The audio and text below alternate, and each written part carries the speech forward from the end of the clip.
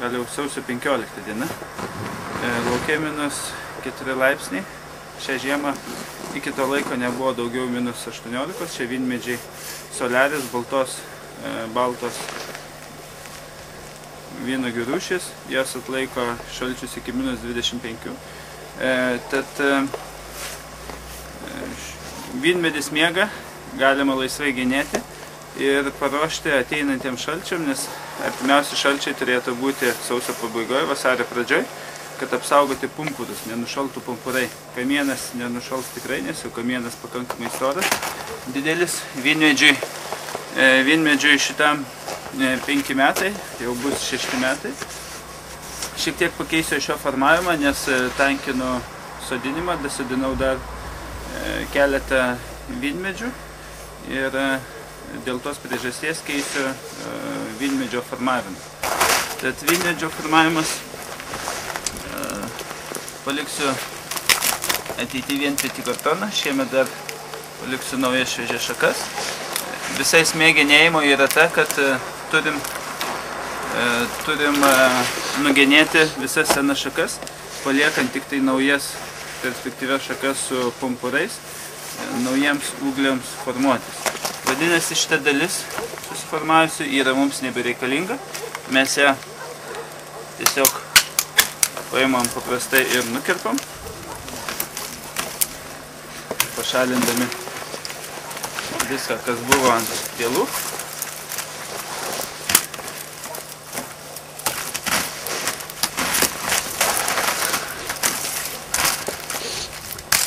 Taip, palikdami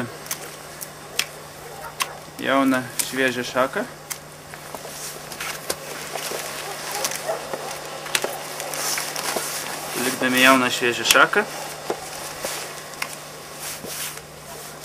Kurią formuosim, kiek mes čia paskaičiuokim, turim 1, 2, 3, 4, 5, 6, 7, 8, 9, 11, 12, 13, 14, 15 pumpurų. Turim mes 15 pumpurų, vadinasi, pavasarį, jeigu nenušals visi pumpurai per likusią žiemos dalį, išdygs 15 ūglių. Turim suformavę vieną, mes ant tos pačios šakos iš kitos pusės lygiai taip pat formuojam naują ūglį.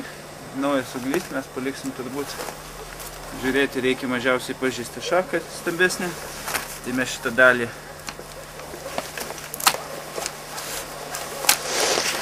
nukirpam.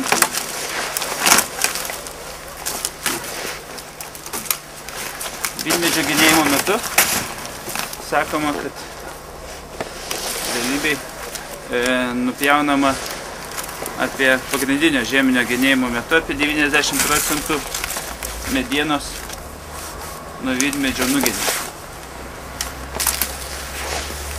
Čia jau mūsų svetimas kitas vynmedis.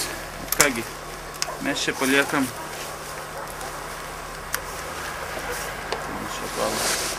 šaką, greičiausiai mes šitą šaką ir paliksime tolimesniam formavimui.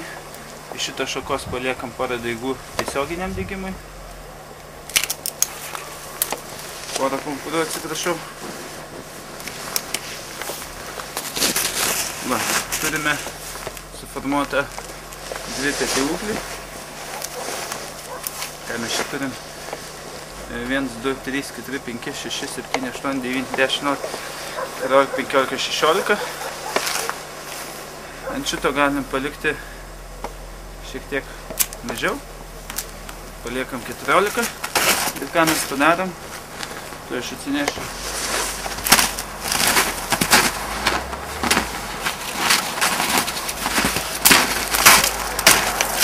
Pabandykime apsaugoti pumpurus nuo šalčių, nuo žvarbių vėjų. Šiandien pakankamai ramu, bet vėjai mūsų pumpurus esant stipriai šalčiui gali nušaldyti. Tad mes jas pabandykime apsaugoti poralonu, įkišdami jį į vidų mūsų šaką.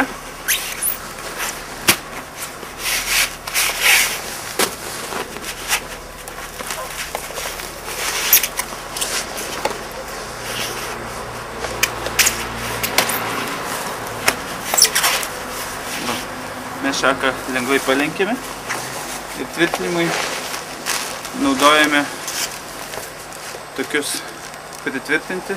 Yra kelių tipų, gali būti toks, plasmasinis jisai naudojamas įprastai. Panaudojus mes jį galime duoti sekančiais metais. Mes lengvai parenkėme ir prisukome, pritvirtiname teisingiau prie vielos. Va. Prašau, vieną šaką parišta, kitą dalį įkišame į kitą pusę.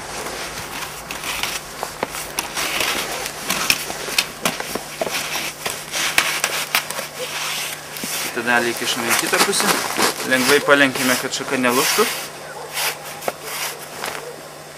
Paėmėme kitą tvirtinimo elementą, šitas šiek tiek kitoks, jis turi iš vienos pusėlimą.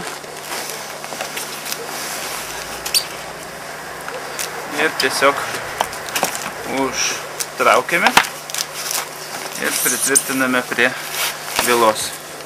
Prašau, vynmedis yra paruoštas pavasarį ir tikimės, kad pražiemosime gerai. Daugiau informacijos galite rasti elektroninėje parduotuvėje www.vitis.lt. Ačiū.